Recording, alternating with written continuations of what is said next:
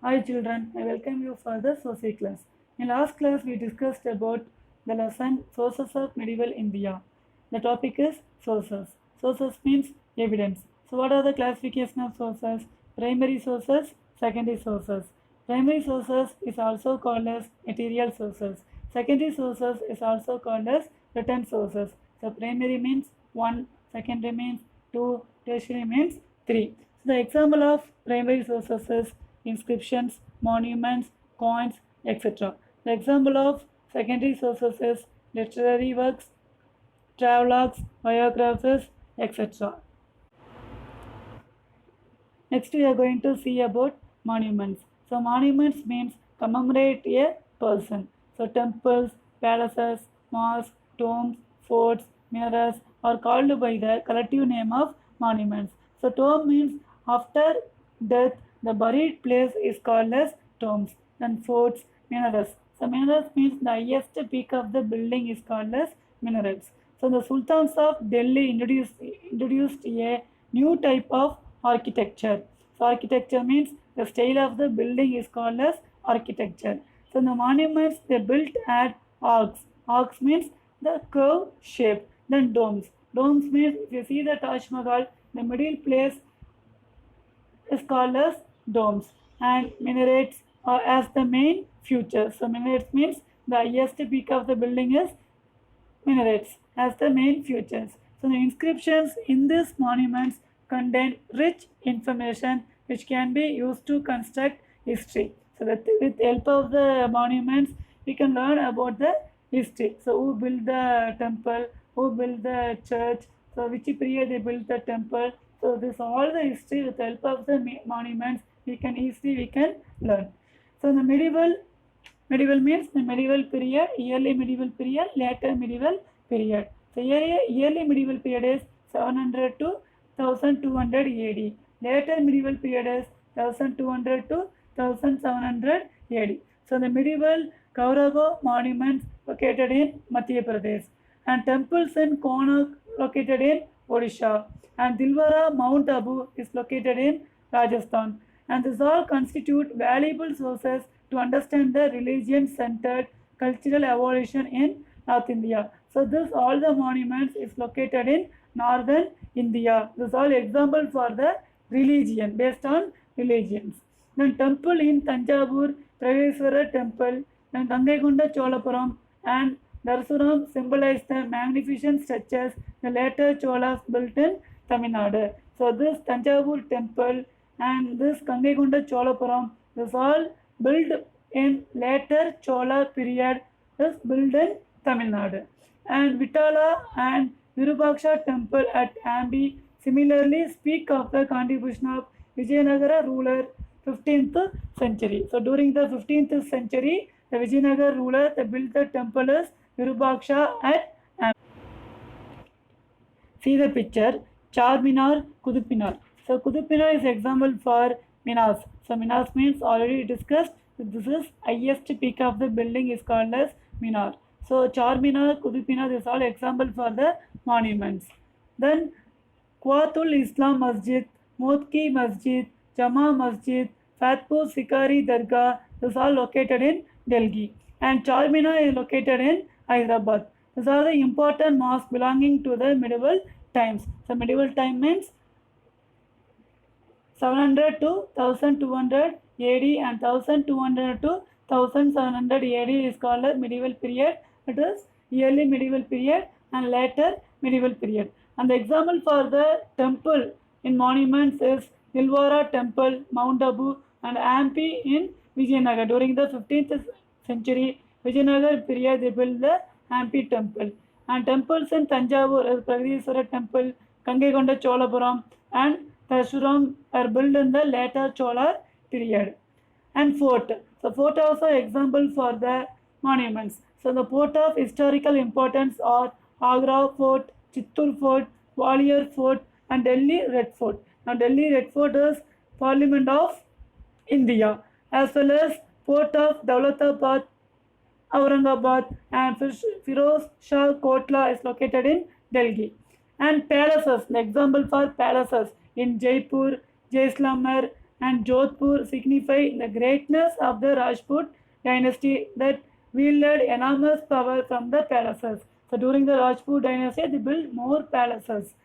And Qutub Minar and Alaya Darwaza, the tombs of Iltutmish. So tomb means after died, the burying place is called as tombs. So tomb of Iltutmish, Balban, and all Mughal rulers or the other prominent structures recognized as valuable sources of information. So with help of the tombs, forts, palaces, monuments, inscriptions, this is all example for monuments. And from this, we are learning about our past history. And cities in ruin. Ruin means spoil the city. Now it is spoiled.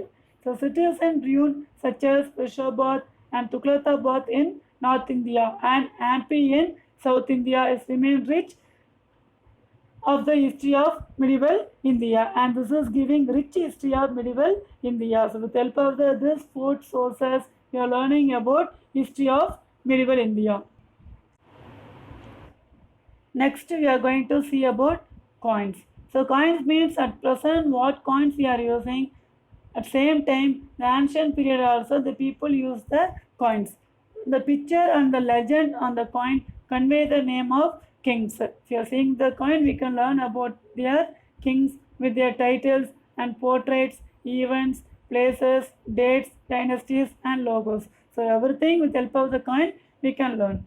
And the composition of metals in the coin give us information on the economic condition of the empire. So in that period, what type of coin they use, with the help of the coin, we can know the economic of the empire. For example, if you are using the gold coin means they are very worth in their dynasty. Silver coin, copper coin.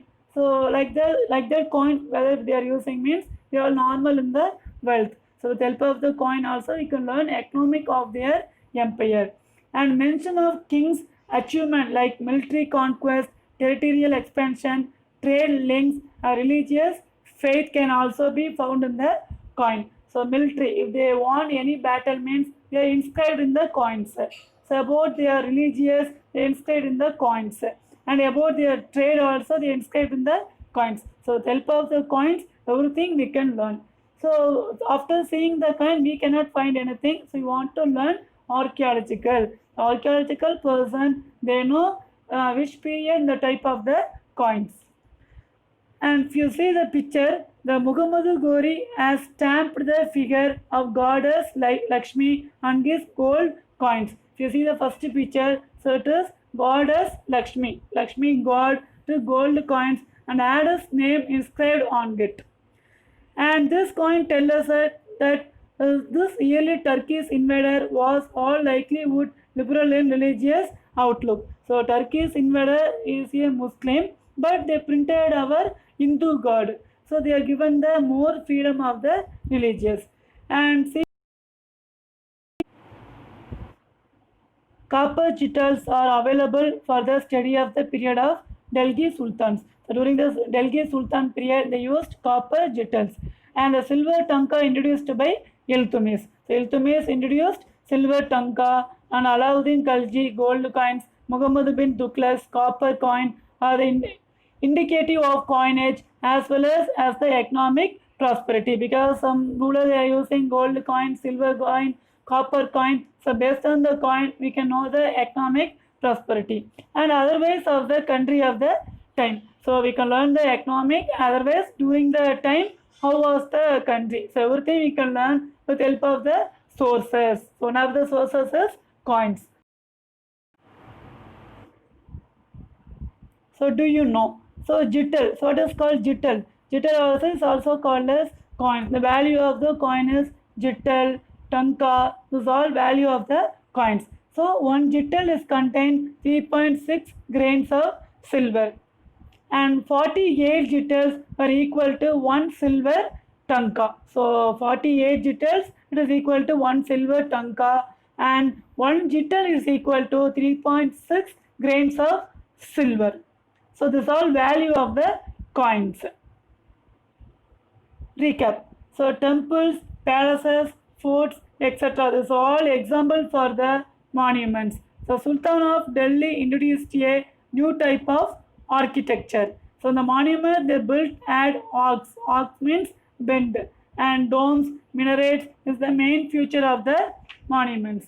And Quatul Islam Masjid, Mutki Masjid, Jama Masjid, Fatpur Sikari Dargah is all located in Delhi. And the medieval period, the Kaurago monuments is located in Madhya Pradesh, and temple in Konark is located in Odisha, and Dilwara is located in Rajasthan. These are important sources. We can understand the religion in medieval period. And the Tamil Nadu is Tanjavur Prageswara Temple, Kangegonda Cholapuram, and Dasuram. This all is located in Tamil Nadu. It is built in later Cholas. Answer the following. Explain about monuments. Describe coins. Just now we have learned more about our history. So history is very important. We are learning our past. The same way we should give importance for our day-to-day information to update ourselves. So let us learn something about what is happening around us. How did you pronounce Velur earlier? So Velur it is in Tamil and in English Vellur. So we have to pronounce it as Velur. So the same way many place names in Tamil Nadu are changed and we have to pronounce it the same way as in Tamil. For example, before in Tamil we have pronounced Velur and now in English Vellur, and hereafter same how we are pronounced Velur. In the English also we should write Velur, Veelor. And Coimbatore. So Coimbatore before we wrote Coimbatore. So now hereafter same Coimbatore in the Tamil, same English also we should write same name. For example, if you are typing text in the WhatsApp, how you are typing same time Tamil, you are typing in the English. So hereafter this all the places also we should write only in same Tamil. So total 1018 places they changed. I hope you understood this session very well. This lesson will be continued in the next video. Thank you.